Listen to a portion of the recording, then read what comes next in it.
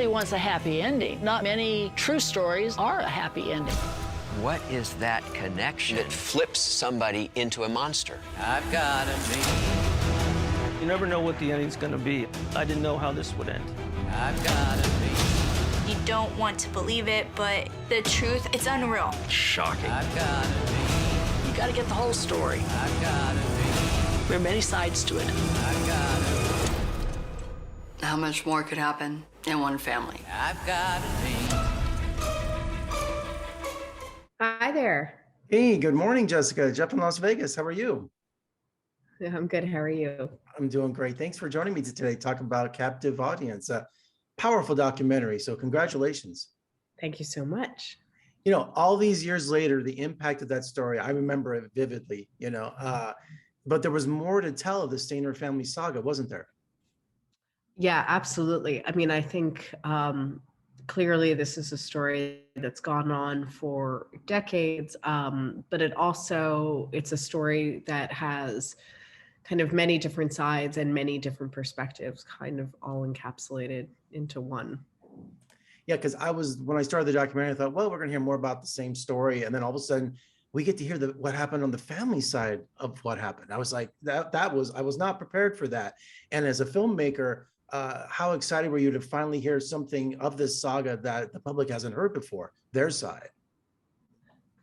Very much so. I mean, I think it was really their participation that made me want to take on this project. I knew that, the story of the Stainer family is inherently extremely interesting, but also has been told, maybe not kind of soup to nuts quite as much as we tried to do it, but regardless, the kind of pieces existed out there. And if one wanted to, one could kind of like leapfrog from one version of it to another and kind of get the full picture, but without the Stainer perspective. And so it was really, knowing that Ashley Stainer, Stephen's daughter, was going to participate, and then with so many of the other family members that joined on, that was really kind of what made me want to do the project and hear what this all had been like from where they sit. Stephen was only a year older than me, and it was such a different time. Your documentary reminded me when I was a kid in the early 70s, the freedom that we had and just how that would never happen today. Yeah. Well, I mean, I think a lot, it's so interesting because especially when I go to Kamshi, which is the town where Stephen had been taken by his abductor, Kenneth Parnell, and had lived there for many years under a fake name. A lot of the people that lived in that town have a lot of guilt about like not knowing and not catching on to some hint. But you also think like, why on earth would they? If I met a man who said, this is my son and the mother passed away or the mother was not in the picture anymore, like there's no world in which I would automatically say, oh, that must be a kidnap victim. But you think about kind of the like innocence lost from a story like this. And to hear Stephen's old words with the audios, that was so powerful. And also having the actors reading the transcripts, they kind of seem caught off guard, but what a moment, right? Yeah, well, I intentionally, and they were both Todd and Corin were so incredible because I, told them what the story was about, but I actually didn't tell them at all what they were going to be doing, which was a real kind of leap of faith on their part. And I'm so grateful to them for participating because I didn't, an actor like typically has a lot of time to rehearse their lines. And I didn't want these to feel like lines that they were rehearsing. And so I intentionally kind of kept them in the dark and said, I'm not going to tell you actually what we're doing until you come and sit down. And it was only then when they were in the chair that I said, okay, well, I have these interviews and I'd like you to read them. Yeah, especially for Corin Nemec, because that was a defining role for his career early on.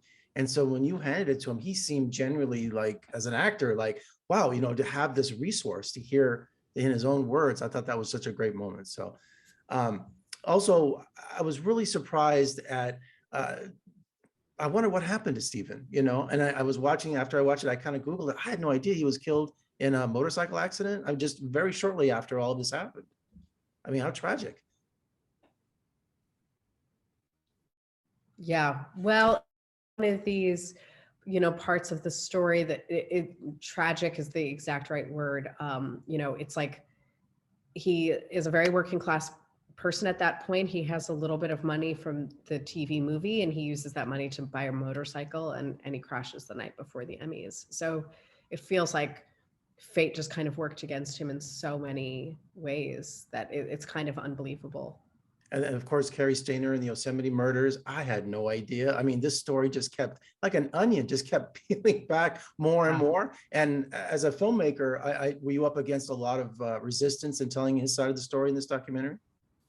No, I mean, I felt that it was really important to include the Stainers, but I also felt that like the Stainers having boundaries was a very fair thing. And so we kind of made choices to include their boundaries. So there's a moment like when I ask Kay if she'll participate and she says no. And of course that could have been left on the editing room floor, but it felt important that the audience understand that this is a family that maybe has a line about like where they're comfortable going and not. And I kind of wanted the audience to be aware of that line.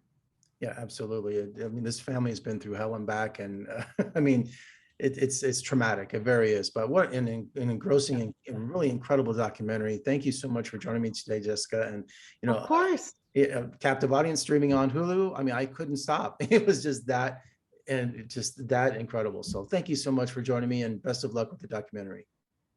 Thank you so much. Have a good one.